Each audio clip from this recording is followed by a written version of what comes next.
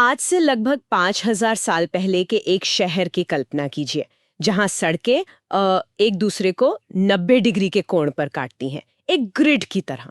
हर घर में अपना बाथरूम है, अपना कुआं है, और शहर के नीचे से गंदे पानी को बाहर निकालने के लिए एक पूरा अंडरग्राउंड नेटवर्क बना हुआ है। ये किसी साइंस फिक्शन फिल्म का सेट नहीं है, बल्कि ये भारत की पहली शहरी सभ्यता की हकीकत थी। आज हम भारत के इतिहास के सबसे पुराने और सबसे रहस्यमयी अध्यायों में से एक की गहराई से पड़ताल करने जा रहे हैं, हड़प्पा सभ्यता, जिसे सिंधु या सिंधु सरस्वती सभ्यता भी कहा जाता है। हमारे पास जो भी स्रोत हैं, वो सब पुरातात्विक खोजों पर आधारित है, मतलब खुदाई में मिली चीजें, शहरों के खंडहर और कलाकृतियां, और ये सब मिलकर एक हैरान कर देने वाले उन्नत समाज की तस्वीर पेश करती हैं। तो आज हम यही समझने की कोशिश करेंगे कि ये सभ्यता कैसी थी, इसकी बड़ी उपलब्धियां क्या थीं, और सबसे बड़ा सवाल, ये अचानक गायब कैसे हो गई। बिल्कुल। और जो बात इसे और भी आकर्षक बनाती है वो ये है कि ये सभ्यता सिर्फ अपनी इंजीनियरिंग के लिए ही नहीं जानी जाती, बल्कि अपने सामाजिक संतुलन के लिए भी। जो भी सबूत मिले हैं वो इशारा करते हैं कि यहाँ अमीर और गरीब के बीच शायद बहुत बड़ी खाई नहीं थी। ऐसा लगता है कि ये एक ऐसा समाज था जहाँ मिलजुल कर काम करने पर जोर था, जो उस दौर के लिए बहुत ही असाधारण बात थी। तो चलिए यहीं से शुरू करते हैं। जब हम सभ्यता या सिविलाइजेशन कहते हैं, तो इसका असल में मतलब क्या होता है? क्योंकि ये सिर्फ कुछ लोगों के एक साथ रहने से तो कहीं ज्यादा है ना? सही सवाल है। देखिए, किसी भी समाज को सभ्यता कहलाने के लिए कुछ पैमाने होते हैं। जैसे एक तरह की सरकार या कोई प्रशासनिक व्यवस्था होनी चाहिए, योजनाबद्ध शहर, व्यापार, लिखने पढ़ने की कोई कला, और एक ऐसी खेती जो सिर्फ गांवों का नहीं बल्कि हजारों लोगों वाले शहरों का भी पेट भर सके।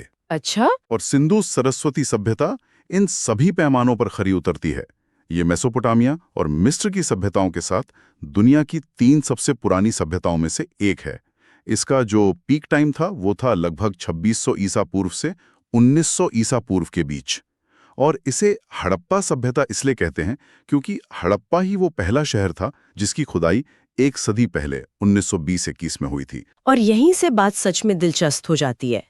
इनके शहर हड़प्पा और मोहनजोदाड़ो जैसे शहर वो किसी संयोग से नहीं बसे थे, उन्हें बाकायदा प्लान करके बसाया गया था। बिल्कुल, जैसा आपने शुरू में कहा, सड़कें सीधी थीं, एक दूसरे को समकोण पर काटती थीं। ज्यादातर शहर 2 हिस्सों में बटे होते थे। एक ऊपरी शहर जो शायद एक गढ़ या किले जैसा था, और एक निचला शहर जहां आम लोग रहते थे। तो क्या इसका मतलब है कि समाज में एक साफ विभाजन था, शासक और शासित वाला? ये एक बहुत अच्छा सवाल है। पहले ऐसा ही माना जाता था, लेकिन अब पुरातत्वविदों का मानना है कि ऊपरी शहर या सिटाडेल शायद एक प्रशासनिक केंद्र था। हो सकता है शासक वर्ग या पुजारी वहां रहते हों, और अन्य के बड़े बड़े भंडार और ग्रेट बाथ जैसी सार्वजनिक इमारतें भी वहीं थीं। निचला शहर रिहायशी इलाका था, लेकिन वहां भी योजना की कोई कमी नहीं थी। ये एक व्यवस्थित समाज था। हर घर का आकार लगभग एक जैसा था। ये एक ऐसे समाज की तरफ इशारा करता है जहां व्यवस्था और बराबरी को महत्व दिया जाता था, न कि दिखावे और शान शौकत को। जैसे मिस्र के पिरामिडों में देखने को मिलता है, वैसा यहाँ कुछ नहीं है। और उनकी इंजीनियरिंग, ये सोचना ही अविश्वसनीय है। आज भी हमारे शहरों में जरा सी बारिश हो जाए तो पानी भर जाता है, और वो लोग 5000 साल पहले।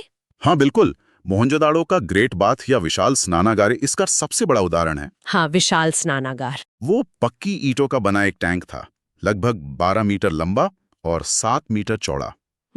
और उसे वाटरप्रूफ बनाने के लिए प्राकृतिक डामर, मतलब नेचुरल टार का इस्तेमाल किया गया था। लेकिन दिलचस्प बात यह है कि ये कोई आम स्विमिंग पूल नहीं था। नहीं, बिल्कुल नहीं, क्योंकि शहर के ज्यादातर घरों में तो अपने बाथरूम थे ही। तो इसका मकसद क्या था?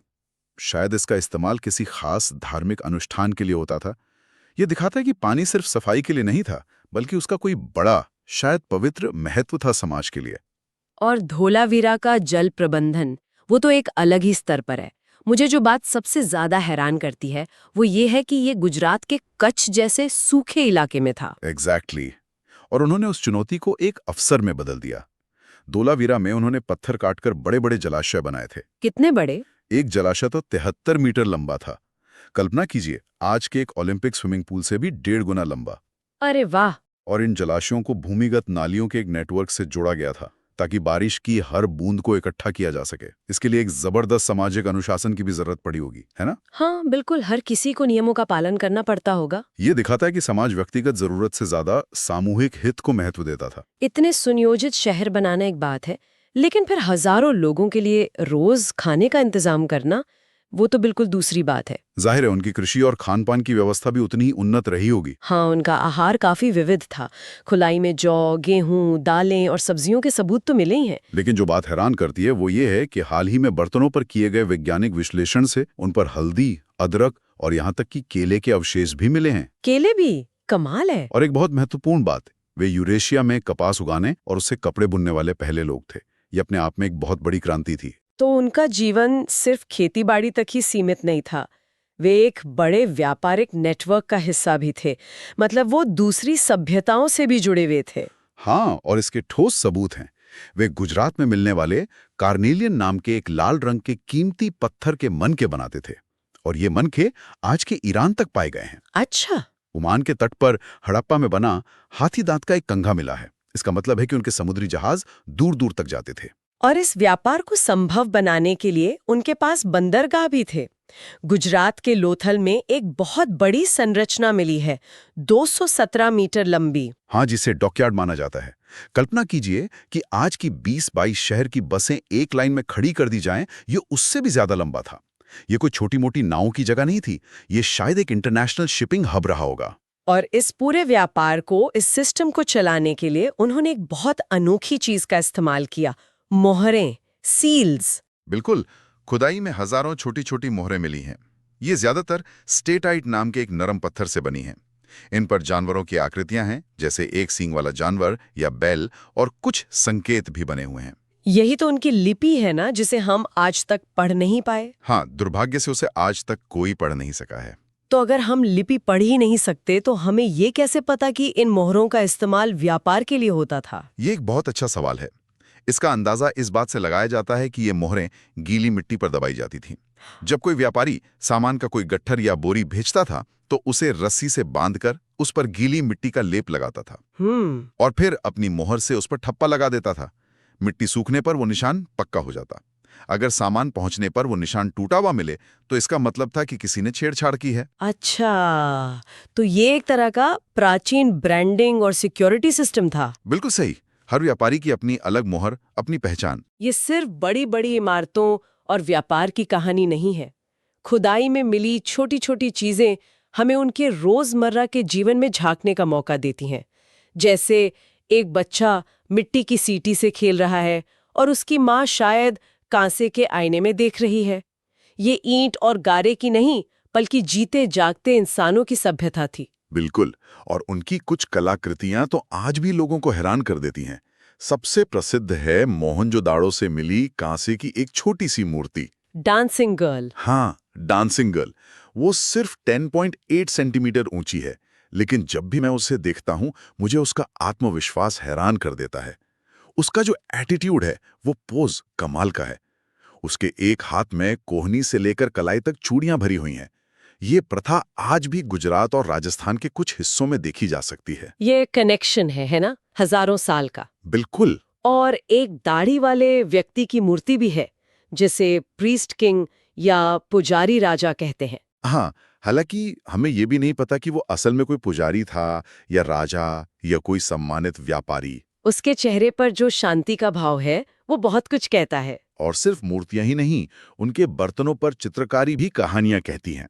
लोथल से एक बर्तन मिला है जिस पर प्यासे कौवे की कहानी चित्रित है। अरे वो, जिसमें कौवा घड़े में कंकड़ डालकर पानी ऊपर लाता है। वही कहानी। ये दिखाता है कि हमारी कुछ कहानियां कितनी पुरानी हो सकती हैं, शायद 4000 साल से भी ज्यादा। तो इन सब का क्या मतलब है? एक ऐसी सभ्यता जो नगर नियोजन में माहिर थी, जिसका जल प्रबंधन शानदार था, जो दूर दूर तक व्यापार करती थी और जिसकी कला इतनी जीवंत थी, आखिर वो खत्म कैसे हुई? ये सबसे बड़ा सवाल है। लगभग 1900 ईसा पूर्व के आसपास ये शहर वीरान होने लगे, व्यापार ठप पड़ गया और लोग वापस ग्रामीण जीवन की ओर लौट गए। हाँ, ये इस सभ्यता का सबसे बड़ा रहस्य है। एक पुरानी धारणा थी कि बाहर से आए किसी आक्रमण ने उन्हें नष्ट कर दिया, लेकिन जैसा हमने पहले भी बात की, हमें यहाँ युद्ध या बड़े पैमाने पर हथियारों के कोई सबूत नहीं मिलते। सही बात है। असल में ये एक शांतिपूर्ण सभ्यता लगती है। आज विशेषज्ञ दो मुख्य कारणों पर ज्यादा सहमत हैं और दोनों ही पर्यावरण से जुड़े हैं। और वो 2 कारण क्या है? पहला है जलवायु परिवर्तन। लगभग 2200 ईसा पूर्व के बाद दुनिया में एक लंबा सूखा दौर आया। मॉनसून कमजोर पड़ गया, जिससे बारिश कम हो गई। जिसका सीधा असर खेती पर पड़ा होगा। बिल्कुल। और इतने बड़े शहरों के लिए भोजन की आपूर्ति बनाए रखना मुश्किल हो गया होगा। और दूसरा कारण, जो शायद इससे भी ज्यादा बड़ा था? दूसरा और शायद ज्यादा निर्णायक कारण था सरस्वती नदी का सूखना। ये एक विशाल नदी थी जिसके किनारे राखीगढ़ी और कालीबंगन जैसे कई महत्वपूर्ण शहर बसे थे। भूगर्भीय बदलावों के कारण इस नदी ने या तो अपना रास्ता बदल लिया या यह पूरी तरह सूख गई। जब जीवन देने वाली नदी ही नहीं रही तो शहर कैसे बचते? हाँ, उन शहरों का अस्तित्व ही खत्म हो गया। लोगों को वहां से पलायन करने के लिए मजबूर होना पड़ा। ये हमें एक जरूरी सबक सिखाता है कि इंसान हमेशा से पर्यावरण और जलवायु पर कितना निर्भर रहा है। तो शहर खत्म हो गए, लेकिन लोग और उनकी संस्कृति पूरी तरह खत्म नहीं हुई। ये एक कोलैप्स से ज्यादा एक ट्रांसफॉर्मेशन था, एक बदलाव। बिल्कुल सही कहा। लोग पूर्व और दक्षिण की ओर छोटी छोटी ग्रामीण बस्तियों में बिखर गए, लेकिन उनकी संस्कृति, उनकी तकनीक, तौलने के बाट बनाने का तरीका, उनका ज्ञान, ये सब जीवित रहा और बाद के समाजों में समाहित हो गया। ये एक अंत से ज्यादा एक नया अध्याय की शुरुआत थी। तो हमने देखा कि सिंधु सरस्वती सभ्यता नगर नियोजन, जल प्रबंधन और व्यापार में अपने समय से कितनी आगे थी। उनकी एक समृद्ध संस्कृति थी जिसके रहस्य आज भी उनकी मोहरों में बंद है और उनकी लिपि के पढ़े जाने का इंतजार कर रहे हैं। और सोचने के लिए एक विचार ये है कि इस सभ्यता में हमें राजाओं के भव्य महल, बड़ी बड़ी सेनाएं या युद्ध के कोई खास सबूत नहीं मिलते।